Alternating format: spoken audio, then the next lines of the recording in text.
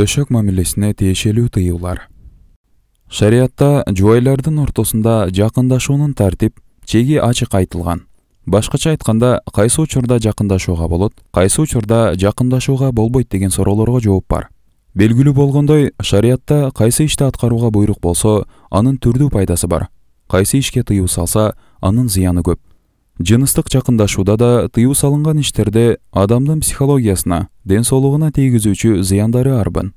Муну медицина дагы моюндайт. Биринчи, аялдын этек кири, айызы келген учурда кошулууга болбойт.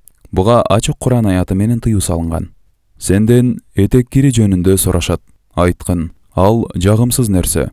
Демек, айыз учурунда аялдарга кошулбагыла жана тазаланмайынча жакындабагыла. Бакара сүрөсү 222 аят. Айыз мөөнөтү ар кайсы аялда адатына жараша ар түрдүү болот. Аялдар өздөрүнүн айыз мөөнөтүн так билүүсү керек жана бул тууралуу күйөөсүнө эртелеп кабарлап койгону оң. Айыз мөөнөтү адатына жараша азы 3, көбү 10 күн болот. Бул мөөнөттө күйөөсү менен такыр кошулууга болбойт. Медицинада этек кири келген учурда кошулган аялдардын жатыны, жатын түтүктөрү жана башка аялдык органдарына тиешелүү оорулары көп кездешерин айткан. Анткени бул учурда жатын оозундагы бездер микробторду өлтүрүүчү суюктукту бөлүп чыгарбайт. Натыйжада жатынга микроб кирүү коркунучу көп. Мындай оорулар жатын рак тартына алып барышы мүмкүн. Ошондой эле айызы келген учурда аялдын физиологиясында, психологиясында көп өзгөрүүлөр болот. Бул учурда жыныстык катнаш кылуу аялдын аң сезимине да олуттуу зыянын тийгизет. Төрөбөй калуусуна себеп болот. Шариатта аялдын айызы келген учуруна өтө кылдат каралып, терең маани берилет. Айызы келген аял намаз окубайт, орозо кармабайт жана башка кээ бир ибадаттардан тыйылат. Экинчи, нифастан кийин, башкача айтканда, төрөттөн кийин кошулууга болбойт. Аял төрөгөндөн кийин анын жатынынан бир канча күн кан келип турат. Бул канды нифас каны деп аташат. Нифас каныда ар кимде ар түрдүү мөөнөттө токтойт.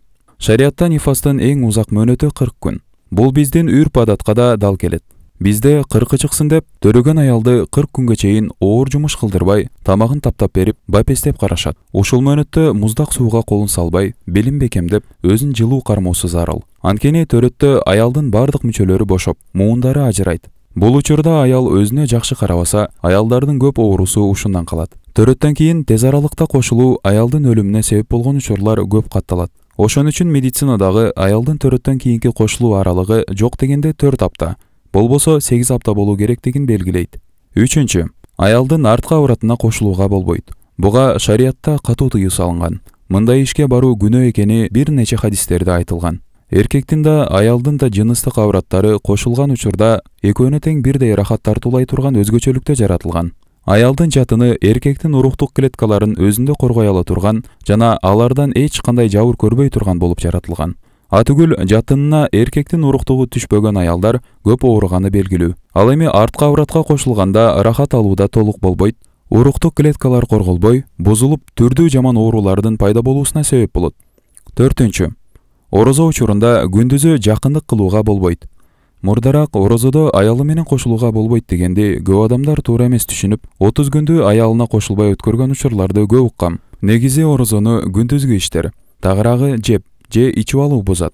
Жыныстык мамиле да ушул сыяктуу күндүз ишке ашса, орозону бузат жана атайын жасалса, орозонун акы төлөмүн төлөөгө туура келет. Ал эми кечинде ооз ачар убактысы киргенден кийин кайра ооз бекитер убактысына чейин кошулуунун эч зыяны жок. Эске салчу нерсе, орозодо күндүзү жубайлардын өбүшүүсү, кучакташуусу, бири-бирин сылап сыйпалоосу да жакшы иш эмес.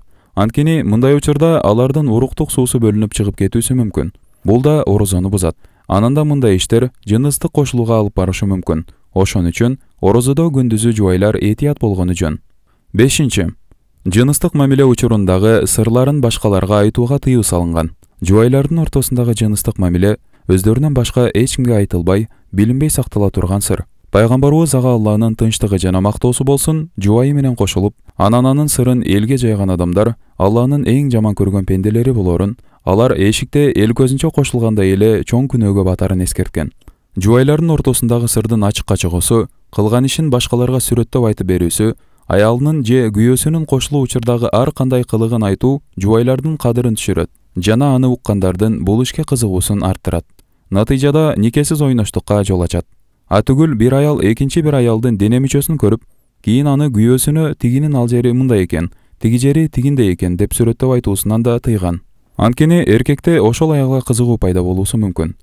Ислам дини жаман иштерден сактанууга өтө олуттуу карагандыктан, анча-мынча адам маани бербеген ушундай иштерге да тыюу салат. Жана мунун коомго пайдасы өтө чоң. Ак никенин бузулуусуна себеп болчу тыюу салынган арам иштер. Үй бүлөнүн бузулуусуна алып бара турган иштердин бири же негизгиси деп айтсак да болот. Бул никесиз ойноштук. Төмөндө никесиз ойноштук жана ага алып бара турган кээ бир иштер тууралуу сөз кыламын. Биринчи, ойноштук, көзүнө чөп салуу, ала жипти аттоо, зына кылуу баары бир маанидеги сөздөр. Жубайлардын ортосундагы сүйүүгө, ынтымакка доо кетирип, ишенимди бузуп, үй бүлөлүк жашоону буза турган негизги фактор зына.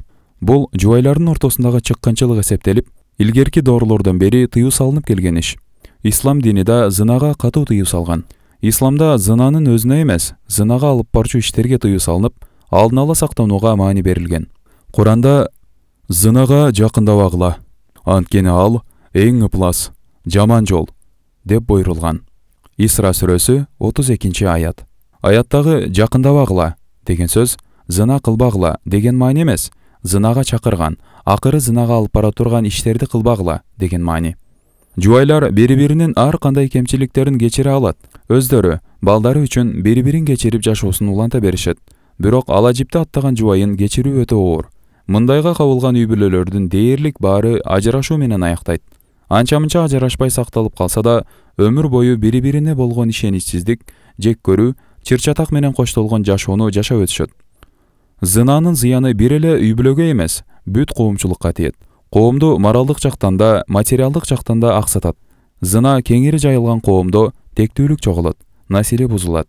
Тилекке каршы бул жаман ыплас иш теги жок. Уят сыйыттан сыртта калган динсиз коомдор ары калып, нарк насилдүү, диндүү, ыймандуу элибизде да кеңири кучакчайды. Эркек болобу, аял болобу зынадан сактанууга болгон күчүн жумшашы керек. Анткени зына адамды өзүнө тарткан, өтө бат азгырган шайтандын оюну. Шайтан адамды эң оңой ээрчитип кеткен иш зына. Мунун башталышын аял да, эркек да байкабайт. Өзү билбеген тейде зына тепкичтерине бут таштап көтөрүлө берет. Ала жипти аттоону кыялдануу жубайына кыянат кылуунун алгачкы кадамы деп жазат профессор Невзат Тахран. АКШда бир диний лидердин аты ойноштукка байланыштуу жарыя болгондо, элдин көбү буга ишенген эмес. Бул тууралуу диний лидердин жакын жолдошунан сурашканда, ал жолдошунун мындай кадамга барганына эч таң калбастыгын айткан. Ал жолдошу тууралуу эки жакка чыкканда анын эмне менен элек болгонун көрүп калчумун. Колунда жылаңач аялдардын сүрөтү бар журналды ала жүрчү жана ал жактагы аялдарга суктана карап калчу деп кошумчалаган.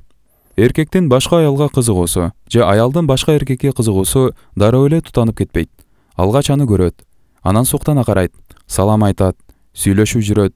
Бул тепкичтерден өтүп жатканда адам өзүн жаман ишке бара коем деп такыр ойлобойт. Мунун баарын көнүмүш адат катары баалайт же турмуштук кайсы бир абалга шылтоолойт. Ошентип арадан бир канча жыл өтүшү да мүмкүн.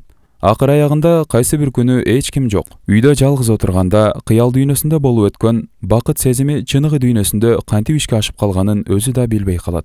Ошон үчүн таза, аруу жашап, жолдошуна чыккынчылык кылбай, түбөлүк татыктуу жубай болууну максат кылгандар биринчи кезекте кыялын тизгиндеши керек.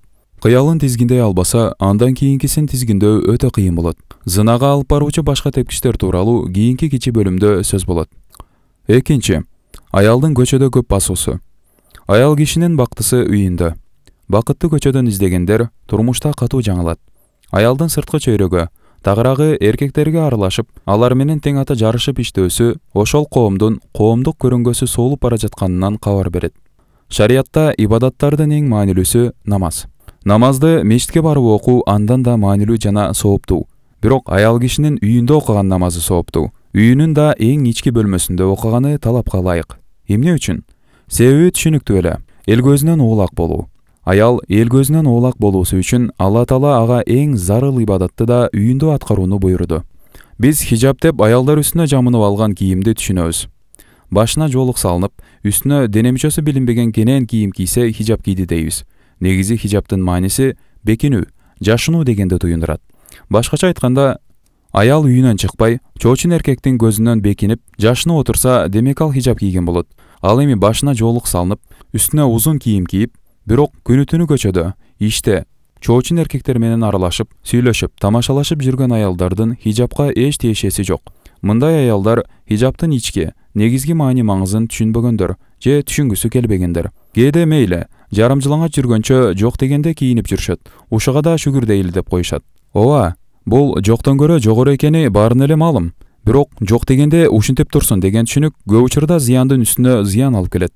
Мисалы, азыр жоолук салынуу Алланын буйругун аткаруу же аялдык абийир намысты сактоо үчүн эмес, саркештенүү, башкаларга көрүнүү үчүн салына баштаганы байкала баштады. Башкача айтканда, башындагы жоолугу эле болбосо, кылган иши мурдагы жоолугу жок учурдагыдай эле же андан да жаман.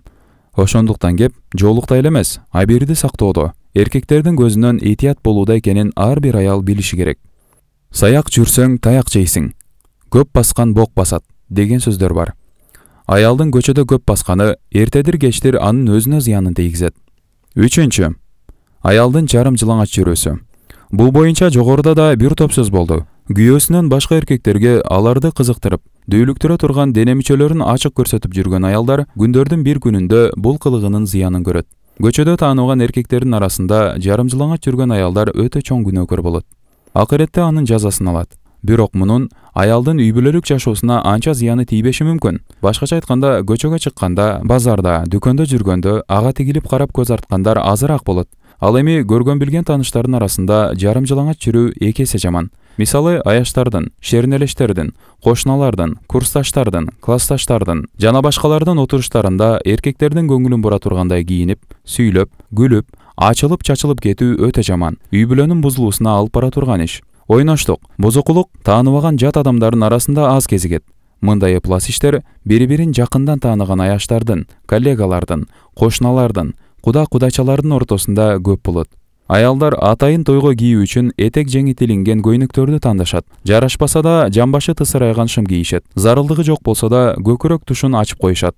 Денеси бүт көрүнгөн тор кийимдерди кийгендер да бар. Бүт денеси жабык. Бирок 10 метр ары турган адамдын кеңилжерин жарчудай буркурап атыр себинишет. Ошонун баары эркектерге көрүнүү, алардын көңүлүн өзүнө буруу, жагынуу үчүн эмей эмне?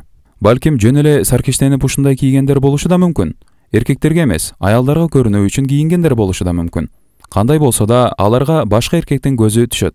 Кызыгуусу артат. Акыр аягы эмне болуп кеткенин аял өзү да билбей калат. Бир караса, эрден да жок, үйдөн да жок, баладан да жок, эрден чыккан шуркуя же дагы бирдеме деп аталып калган. Ушунун баарына 2 жыл мурун тойканада жамбашына чейин тилинген көйнөк кийип, шалкылдап бийлегени себеп болгону 10 айланса да оюна келбейт. Аялынын ушундай кийингенин, кылык жоругун көрүп, билип туруп, мунчукпай койгон күйөөлөр да тез арада бармагын тиштейт. Мындай эркектер тууралуу төмөндө кененирээк баяндалат. 4. Аялын кызганбай, бош коюу. Аялын кызганбаган эркек өз намысына да, үй бүлөнүн намысына да кайдыгер болот. Аялын арам иштен кызганып, аны баштап, акыл эс айтып туруу эркекке өтө зарыл. Күйөөсү аялынан көз албай карап, баскан турганына, жүргөн жүрүмүнө көңүл буруп жүрүүсү керек. Аялдын жүрүм туруму бир аз өзгөрө баштаса, дароо иштен чоо жайын изилдеп, аял менен ачык сүйлөшүп, катуу көзөмөлгө алуу зарыл. Мына ушуну кызганыч дейт. Кызганыч орундуу болууга тийиш. Жөнү жок кызгана берүү да зыяндуу. Аялынын ачык-чачык кийинип, башка эркектер менен эркин аралашып, сүйлөшүп жүргөнүнө көңүл бурбай, кызганбай жүрө берген эркекти даюс дейт. Пайгамбарыбыз ага Алланын тынчтыгы жана мактоосу болсун, 3 түрдүү адам бейишке кирбейт. Ичкиликке берилген адам, даюс, өзүн эркекке окшоштурууга аракет кылган аял деген. Дагы бир хадисинде, кыямат күнү Алла Таала 3 түрдүү адамдын жүзүнө карабайт. Ата-эненин каргышына калган балага, өзүн эркекке окшотууга умтулган аялга, даюска деп айткан. Кызгануу ар бир адамдын табиятында кошо жаралган. Адам эмес хайванаттарда да кызгануу сезими бар. Тилекке каршы табиятында берилген кызгануу сезимин жоготуп алган адамдар көп.